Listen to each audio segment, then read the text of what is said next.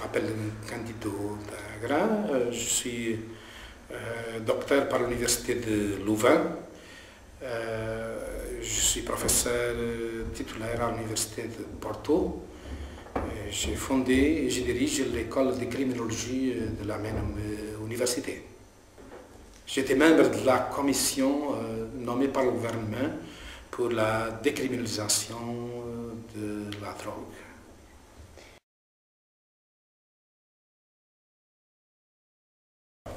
Il y a deux modèles de décriminalisation.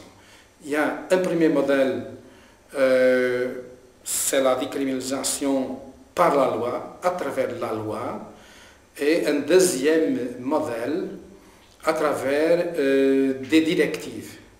Le premier modèle prévoit que la criminalisation de la consommation des drogues n'est pas nécessaire et n'est pas efficace. Le deuxième modèle croit que c'est efficace et c'est nécessaire criminaliser, mais sur base du principe d'opportunité, le gouvernement peut décider de ne pas poursuivre un comportement, dans le cas du comportement de consommation des substances psychoactives, ne pas le poursuivre.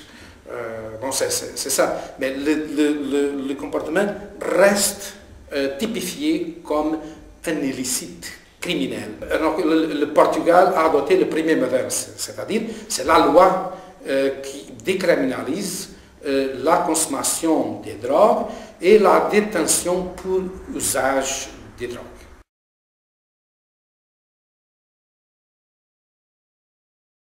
D'après les statistiques publiées par l'Observatoire européen des drogues et aussi par les enquêtes appliquées par le Portugal auprès des jeunes dans les écoles secondaires, on constate que, contrairement à ce que disaient les pays qui reprochaient le Portugal de décriminaliser les drogues, le Portugal n'est pas devenu le paradis de la consommation des drogues. Par contre, bien au contraire, les études montrent qu'il y a eu une décroissance pendant les dernières années au niveau de la consommation de toutes les drogues. Un pays qui utilise, comme les États-Unis, ou même la France, qui utilise des politiques dures et répressives, ont des taux très élevés, beaucoup plus élevés que le Portugal, de consommation des drogues.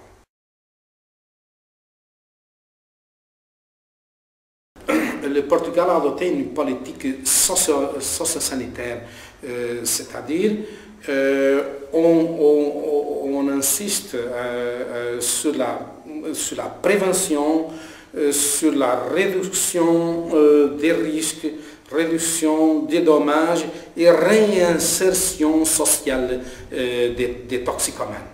D'ailleurs, des dispositifs ont été créés pour développer cette politique socio-sanitaire.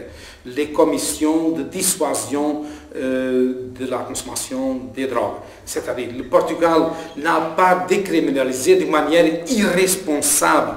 Le Portugal a décriminalisé tout en tenant conscience des dangers. Et donc, le Portugal insiste sur la prévention, sur l'information des jeunes, sur la réduction des méfaits et sur la réinsertion sociale des toxicomanes.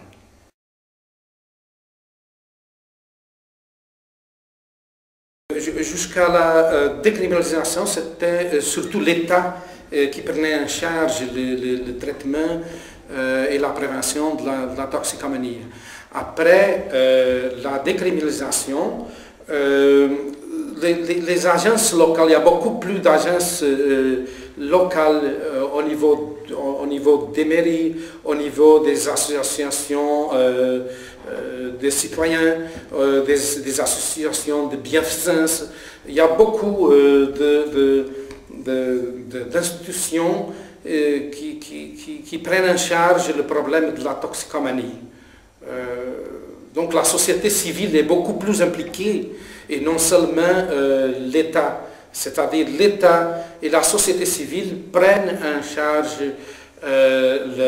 les questions de la prévention, réduction des méfaits et réinsertion sociale des toxicomanes.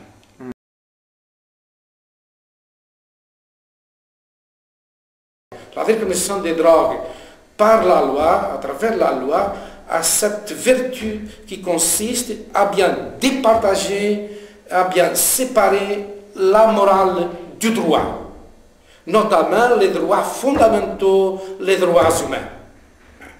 Et le droit pénal inspiré par les principes des droits fondamentaux.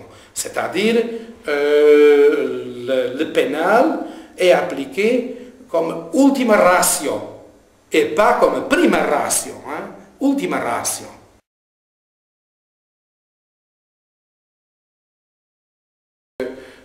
Ce que je dis concerne le Portugal, je présente d'une manière tout à fait descriptive. J'ai aucun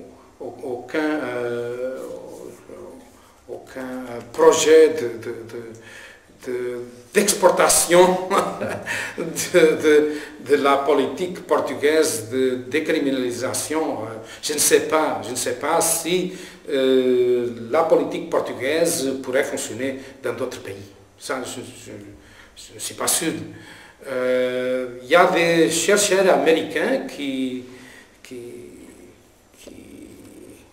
font l'éloge de l'expérience portugaise, qui font le plaiador de la politique portugaise. Moi, je suis plutôt réticent.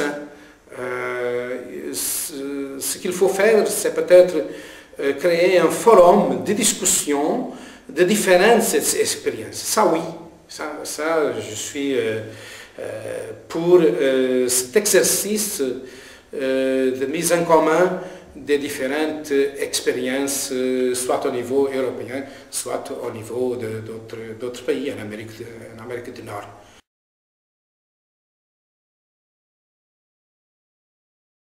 Il faut développer des politiques sur base de la connaissance, et non sur base des croyances, sur base de la pensée mythique, ou même de la pensée magique. Ou même des intérêts, des intérêts. Alors c'est la connaissance scientifique qui doit guider les politiques de prévention, les politiques de traitement, les politiques de réinsertion sociale des toxicomanes, voire les politiques de drogue en général. Il faut faire une révolution copernicienne dans ce domaine. Et je dirais même au niveau du comportement humain en général. En ce qui concerne le comportement humain, on croit pouvoir modifier le comportement humain sur base de croyances. En mettant de côté, en biffant, en passant à côté de la recherche scientifique sur la complexité du comportement. Donc, c'est ma thèse, disons. Ce que j'ai fait en tant que scientifique, c'est faire l'éloge de la connaissance. De décider la manière dont nous voulons vivre avec les drogues après avoir établi des rapports objectifs sur les phénomènes qui nous angoissent.